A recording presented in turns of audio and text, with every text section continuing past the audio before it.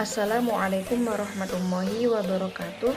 Yang terhormat Bapak Muhammad Habibul Haq selaku dosen pengampu psikologi agama dan teman-temanku yang berbahagia.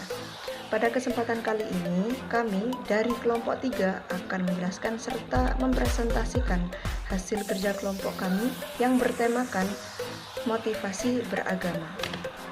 Sebelum ke pembahasan, izinkan saya untuk memperkenalkan kelompok 3.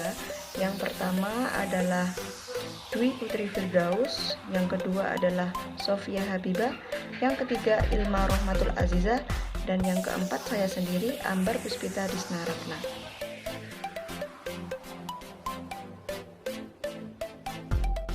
Langsung saja ke pembahasan. Materi yang pertama, saya akan menjelaskan tentang pengertian motivasi beragama. Nah, apa sih pengertian dari motivasi beragama itu? Motivasi berasal dari bahasa Inggris, yaitu motivation, yang kata kerjanya motivate, yang berarti to provide with motives as the character in a story or play, yang artinya sebagai karakter dalam cerita atau permainan. Motivasi adalah dorongan yang menyebabkan seseorang melakukan suatu perbuatan.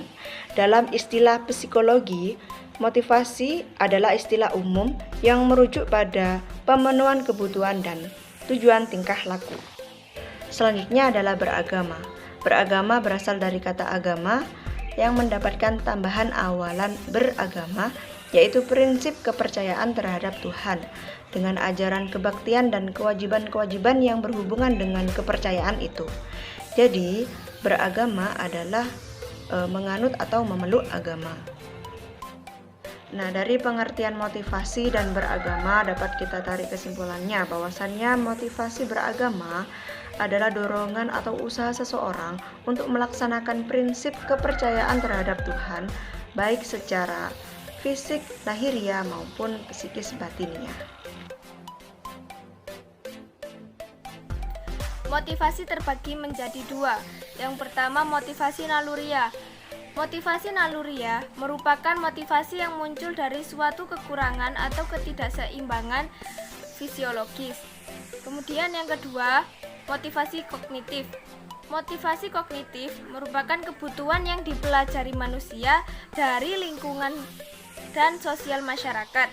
Tujuannya untuk menjaga diri dan mengembangkan kemampuannya.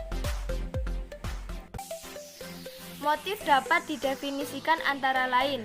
Yang pertama, keadaan yang bersifat mendorong organisme untuk berbuat. Yang kedua, rasionalisasi, justifikasi atau alasan sebagai argumentasi yang diberikan orang atas tindakan atau perilakunya.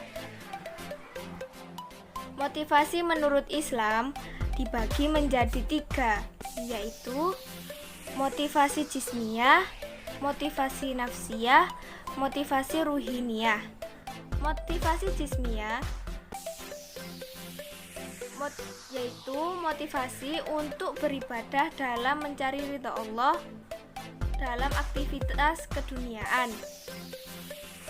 Kemudian motivasi nafsiyah atau psikologi, hakikatnya memberi dorongan yang kuat terhadap umat Islam untuk melakukan aktivitas keduniaan yang bermakna, yaitu aktivitas yang berdasarkan aspek religius. Kemudian motivasi ruhiniyah atau spiritual. Motivasi spiritual adalah motivasi kesadaran dan kuat mantap menjauhi dalam ibadah kepada Allah yang merupakan tujuan dalam hidup mereka. Hal ini dijelaskan dalam Quran surat Ar-Ra'd ayat 11 yang berbunyi Bismillahirrahmanirrahim. Innallaha la yughayyiru ma biqaumin hatta yughayyiru ma bi anfusihim, yang artinya sesungguhnya Allah tidak mengubah keadaan sesuatu kaum sehingga mereka mengubah keadaan yang ada pada diri mereka. Ayat ini sering digunakan sebagai ayat motivasi bahwa Allah tidak mengubah nasib seseorang menjadi lebih baik, kecuali dengan usaha dan jerih payahnya sendiri.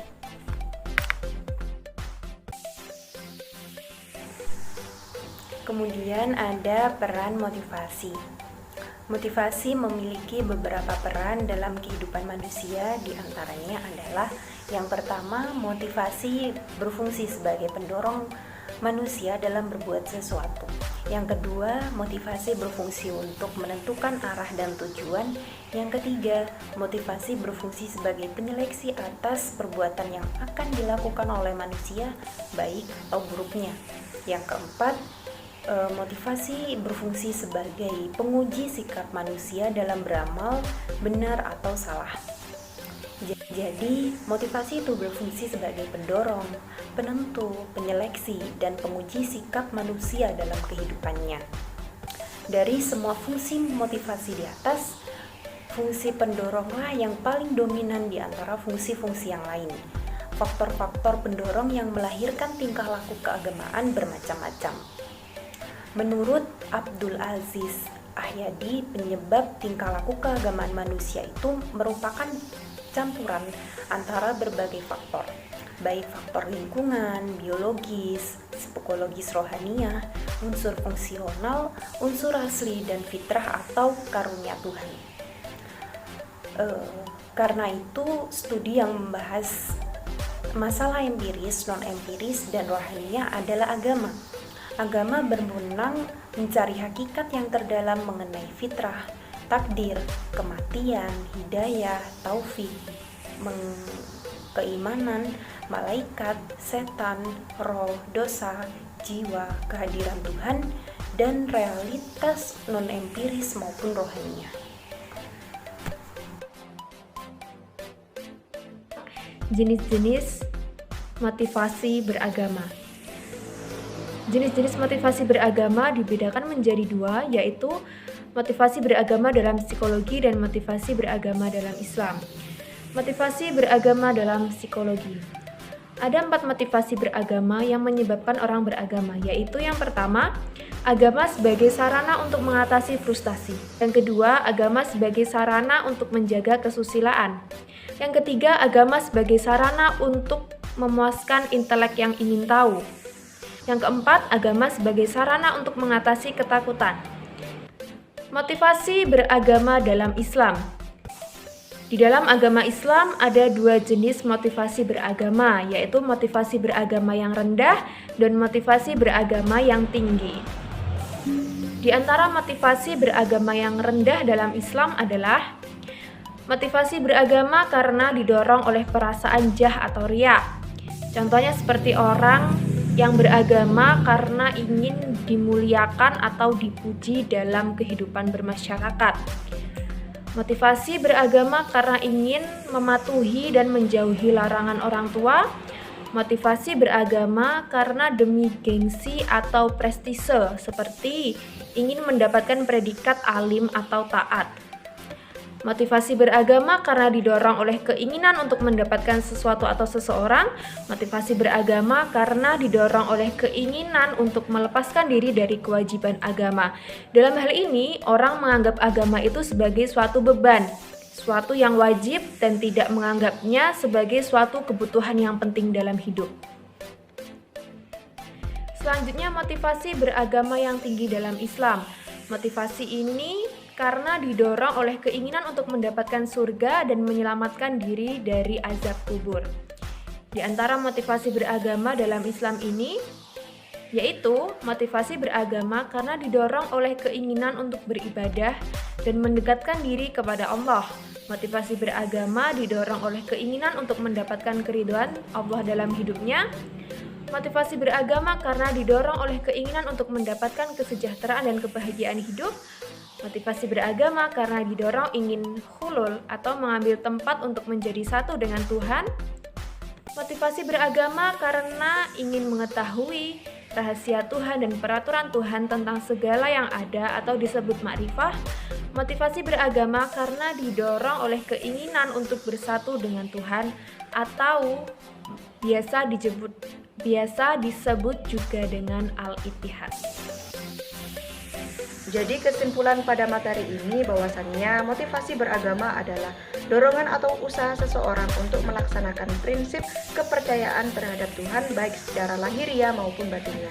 Yang kesemuanya itu kita lakukan atau dilakukan dengan hati yang ikhlas bahwasannya Allah itu ada. Dan tujuan dari motivasi beragama ini adalah meningkatkan ketakwaan kita terhadap Tuhan yang Maha Esa. Nah, sekian itulah presentasi atau pembahasan atau penjelasan dari kelompok 3. Kurang lebihnya mohon maaf yang sebesar-besarnya. Wabillahi taufiq wal hidayah. Wassalamualaikum warahmatullahi wabarakatuh.